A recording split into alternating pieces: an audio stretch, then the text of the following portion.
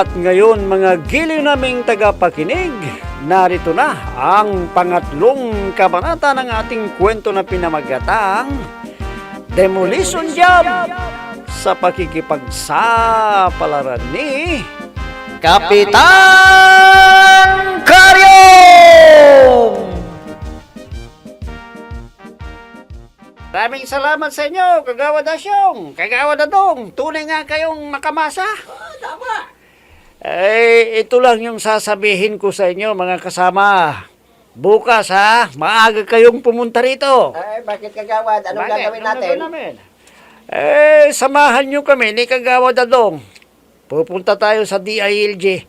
Hilingin natin sa kanila na tanggalin na sa posisyon si Kapitan Karyong. Sige, sasamahan namin tayo Sasama kami sa inyo, Kagawad Adong. Kailangan matanggal sa posisyon ng karyong na yon. Parang nakikita ko na ang mangyayari, pare. Iiyak ang karyong na yon at luluhod sa harapan ko. At magmamakaawang hindi siya tanggalin sa posisyon. Hindi ba, mga kasama? Ayos yan. Parang marami na tayong kakampi, pare. Imposibleng hindi pa tayo paniniwalaan ng DILG ngayon. Boy! Bunjeng! Naluto na ba yung pulutan dyan? Oo, Kagawad Asyong. Sige.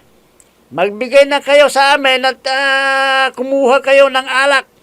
At mag-iinuman kami ng mga bago nating kapanalig. Sige na!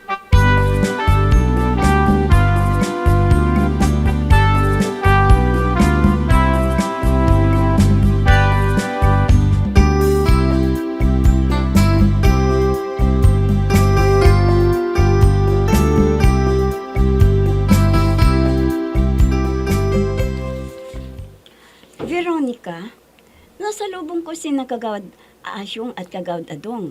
At marami silang kasama na taga rito sa atin. Saan kaya sila pupunta? Nakita ko rin sila at hindi nila ako pinansin. Binati ko pa nga sila pero parang wala silang narinig. Napahiya tuloy ako. Ano naman kaya ang binabalak ng mga salot sa barangay na kagawad? Alam mo, may kakaharapin ng bagong problema si Kapitan. Ano? Meron na namang problema? Naku, hindi na nauubusan. Ano naman yon? Si Mang Dandoy, nagreklamo kasi dahil nanakawan daw kagabi. Ha? Si Mang Dandoy na siga? Naku, paanong nanakawan? Anong ninakaw? Isang bagong television, desktop at laptop at computer nila. Pati yung bagong cellphone ni Melinda, may cash pa raw na mahigit 100,000 piso. Kita yata yun sa pinamamahalaan niyang sabungan eh. Ha? Naku, panibagong problema na naman yan, friend. Oo, Pining. Ano bang nangyari sa barangay na to? Sobra na talaga. Alam na ba ni Kapitan yan? Hindi pa. Kinakabahan nga ako eh. Baka kung sasabihin ko sa kanya atakihin na naman siya. Kung ganon, huwag mo siyang bibiglain. Dahan-dahan lang. Huwag ka atakihin. Oo, Pining. Dahan-dahanin ko para hindi maatake si Kapitan. Aha! Narinig ko ang pinag-uusapan ninyo. Malandi ka talagang Veronica ka. Dadahan-dahanin mo si Karyong para di matake. Ang landi mo talaga! Haning bunyag!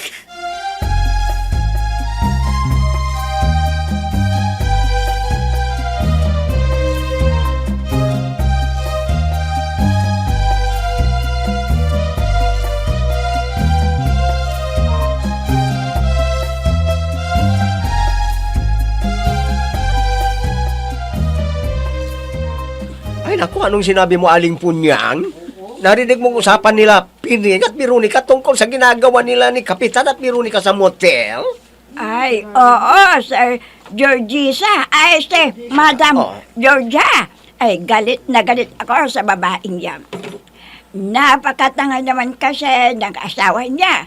Hindi alam na nakikikabit ang asawa niya. Una, kay kuya. Ngayon, sa asawa ko. Talagang napakalandi niya. Kaya gusto kong uminom ng alak. Halika, pumunta tayo sa tindahan ni Aling Iya. Iinom tayo ng serbisa. Ayaw ko na doon sa tindahan nila Bibang. Ay, naku, ililibre mo ba ako, Aling Punyang? Ay, wala akong pira eh. Huwag kang mag-alala. Ako ang sagot. Gusto ko lang na may makakausap. Dahil malapit na akong mapranaing. Sige. Huwag ka rin mag-alala, ah. Dadamayan din kita sa problema mo. Magdamayan tayo. Ay, salamat, Georgia. At pumayag ka. Nakaw, ikaw na ngayon ang best friend ko para may mapagsabihan na ka ng mga problema ko. Dahil nadala na ako kay Bibang. Ay, bakit ka naman nadala kay Aling Bibang? Paano hindi ako madadala? Traidor siya eh. Napakaganda ng pagkikitungo ko sa kanya. Nakikabit sa asawa ko. Ano? Si Aling Bibang nakikabit kay Kapitan? Oo, kaya ayaw ko na siyang kainuman. Ikaw ang gusto ko. At huwag mo siyang gagayahin na kumapit sa asawa ko. Kundi, aawayin din kita. Huh? Aling Punyang?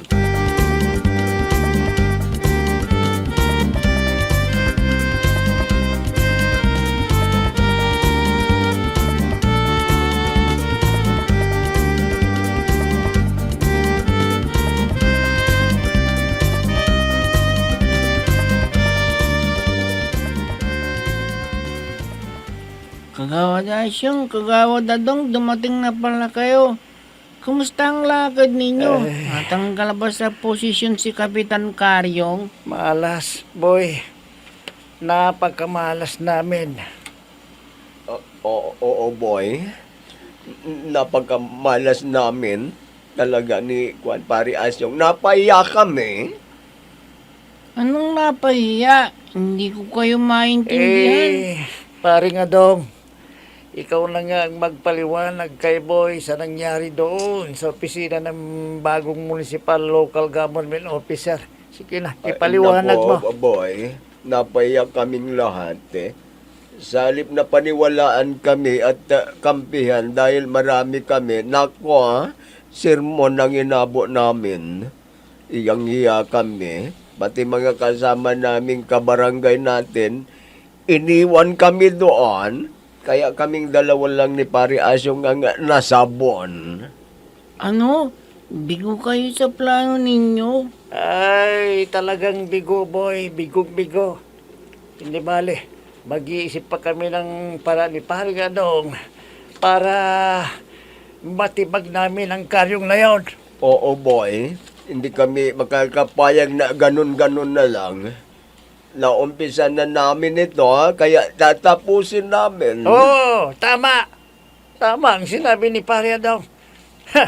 Humanda sila dahil hindi pa tapos ang laban.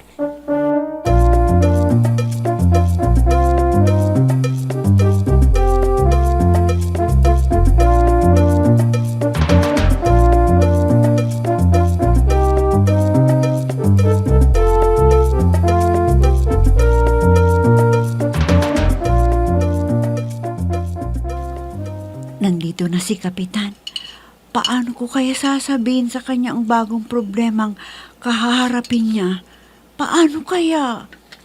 Veronica, kanina pa ako rito sa barangay huli. Ano ba yung sasabihin mo? Sweetheart, stay, Kapitan. Ititimplahan kita ng gatas. Huwag ng kape kasi masama-masa yung kalusugan ng kape. Magkadas ka na lang, ha? Ay, sige, Hana. Veronica pala. O, Kap, hayan po ang gatas. Inumin mo na po.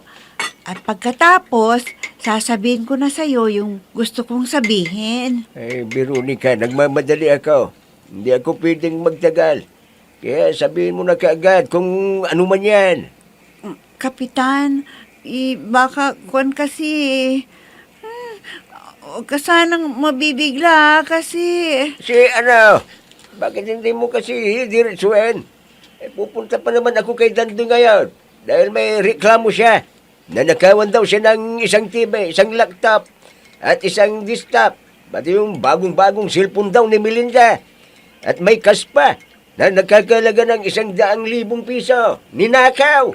Sige na, Veronica, sabihin mo na kung ano yan. Kapitan, alam mo na pala. Akala ko hindi pa.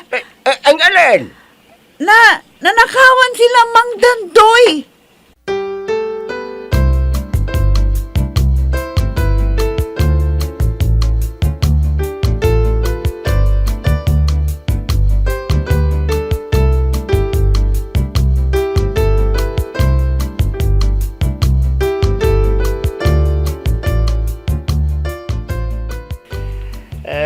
Pasensya na kayo mga kasama.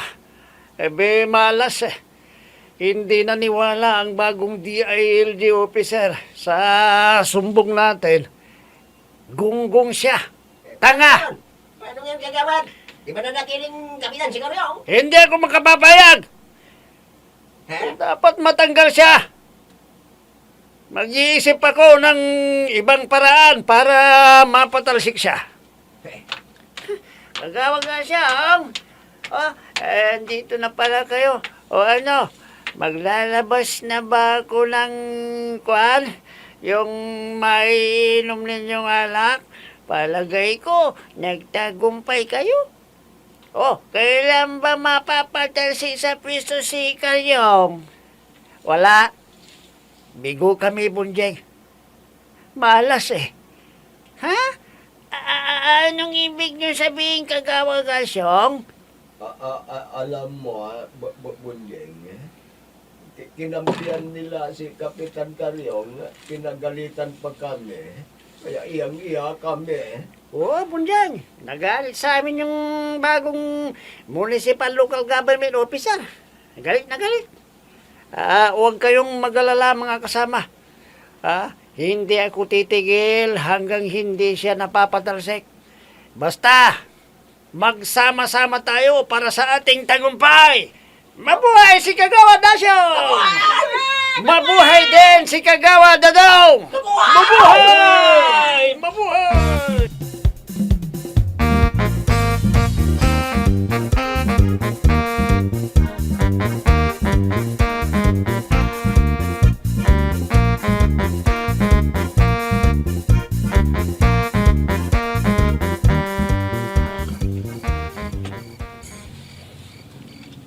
Bunjing, gumising ka. Hoy, Bunjing.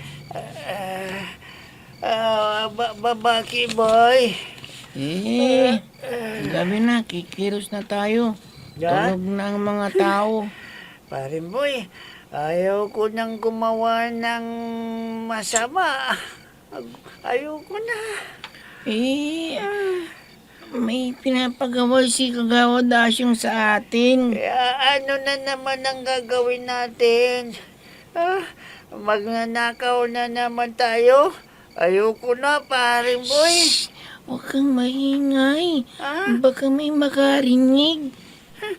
Ano bang pinagagawa na naman ni Kagawad Asyong, ha? Ano, pare? Sabi niya, lahat daw ng madaanan nating hayop na nakatali, pakawalan natin at lasunin.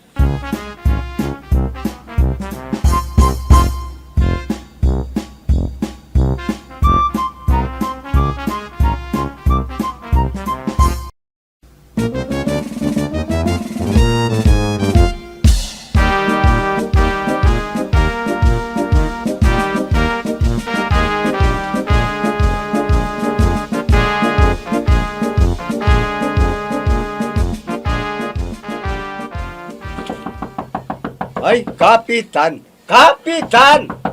Siyempre kumagat. Ano pa yung nangyari? Sandali lang! Nandiyan na! Ay, Kapitan, may problema na naman sa barangay. Ano na naman yan, Amreng? Kapitan, maraming tao sa barangay at nagrireklamo sila. Bakit naman sila nagrireklamo? Ano na naman ba ang nangyari? Naku, nakawala ang mga hayop nila kagabi. At marami na naman silang napinsala na halaman at ari-arihan. Pagkatapos, nilason pa. Kaya nagkalat ang patay na hayop. Paano nangyari yan? Hindi ba pinatali ang mga hayop nila? Ibig sabihin, pinakawalan nila tapos may naglason. Ay, hindi ko alam, Kap. Buti pa, pumunta na kayo sa barangay hall. Baka magpatayan ng mga tao doon.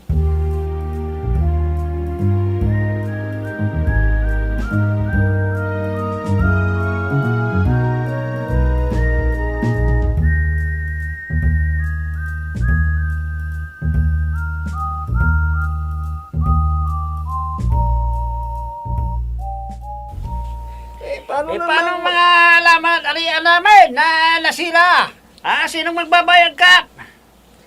Kwan,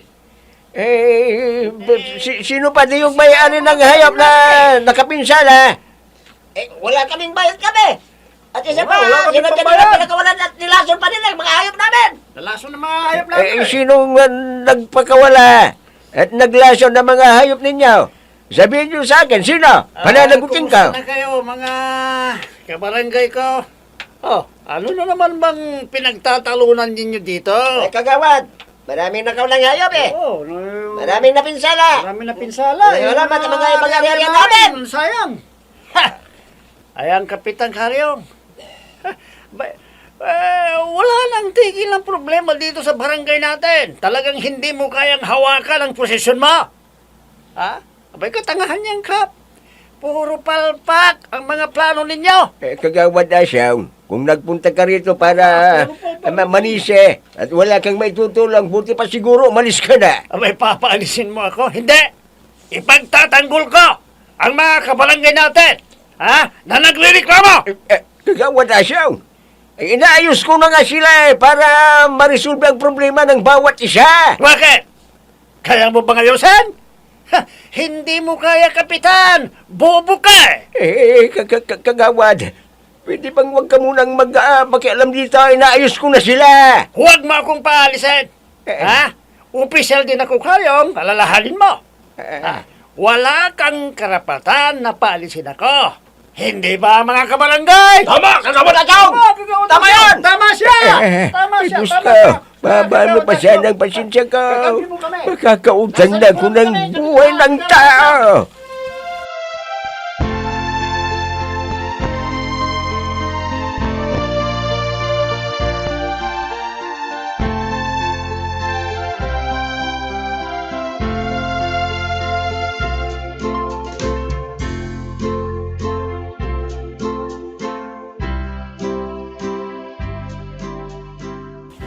Kagawad Gusting, ikinakabit na ba nila yung CCTV ng barangay?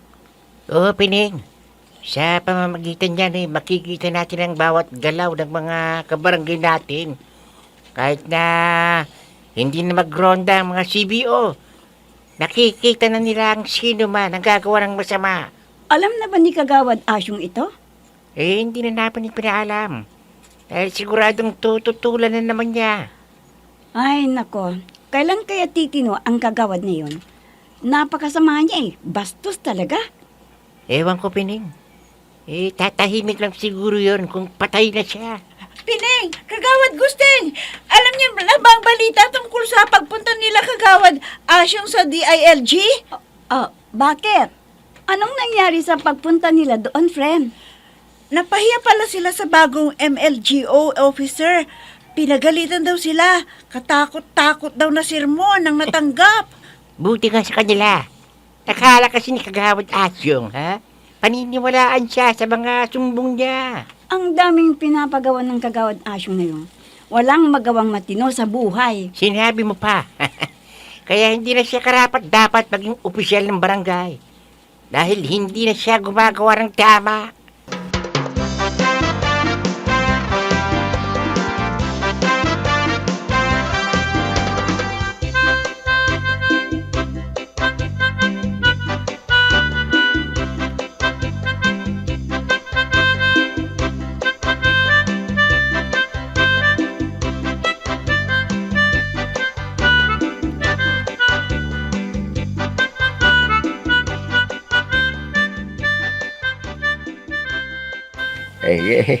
Ay, Pineng, Veronica, tignan ninyo ang linis-linis ng kapaligiran natin.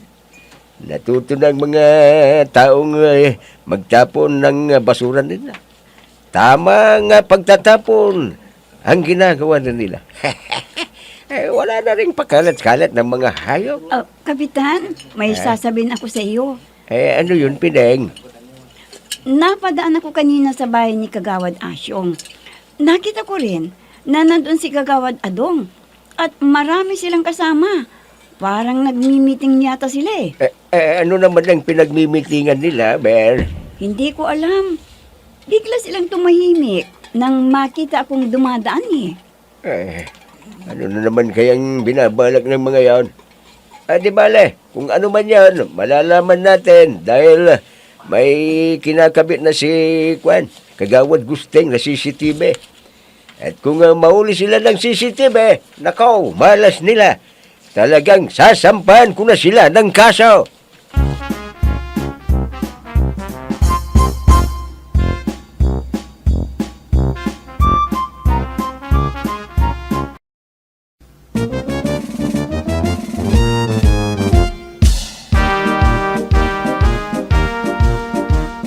Ano na naman kaya ang iniisip ni Kagawad Asyong para siraan si Kapitan Karyong?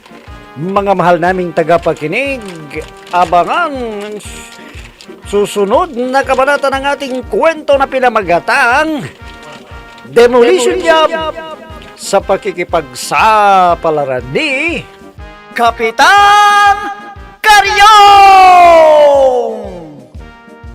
Mga nagbibigay buhay sa ating dula ay sina Mayra Abrihal Narnola, Susan Malikdam, Robert D. Guzman, Amit Diaz, Oscar Ora, Jun Cabato, Technical Supervision at sa musika ni Oscar Ora, nilapatan ng tunog ni Robert D. Guzman, mula sa panulat at direksyon ni Oscar Ora, Kapitan Karyong! Inihahandog sa inyo ng F3 Recording Studio para sa pambansang radyo ng Pilipinas, Bombo Radio Philippines!